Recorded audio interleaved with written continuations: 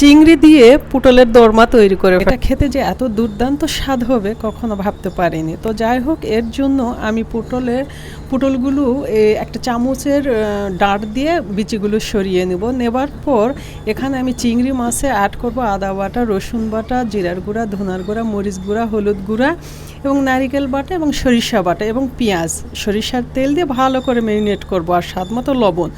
তারপর ম্যারিনেট করে নেওয়ার পর এভাবে পুটলের ভিতর ঢুকিয়ে দিব, দেওয়ার পর টুথপিক দিয়ে মুখটা মেরে নিব।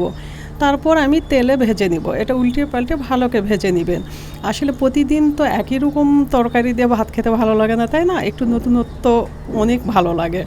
তো যাই হোক, এবারে আমি কড়াইতে তেল দেবো, দিয়ে গোটা সরিষা কয়েকটা ফেলে দিব, দিয়ে এখানে পেঁয়াজ কুচি দিয়ে ভেজে নেবার পর আদা বাটা, রসুন বাটা, টক দই, ধনিয়ার গুঁড়া, জিরার গুঁড়া, লবণ, মরিচ গুঁড়া, হলুদ গুঁড়া দিয়ে ভালো করে এটা কষিয়ে নেব। আর মশলা যত কষাবেন আসলে তরকারির টেস্ট ততটা বেড়ে যাবে। তারপর পানি দিয়ে এটা আমি ভালো করে সিদ্ধ করে নেব। বাস তৈরি হয়ে গেল চিংড়ি দিয়ে পুটলের দোরমা।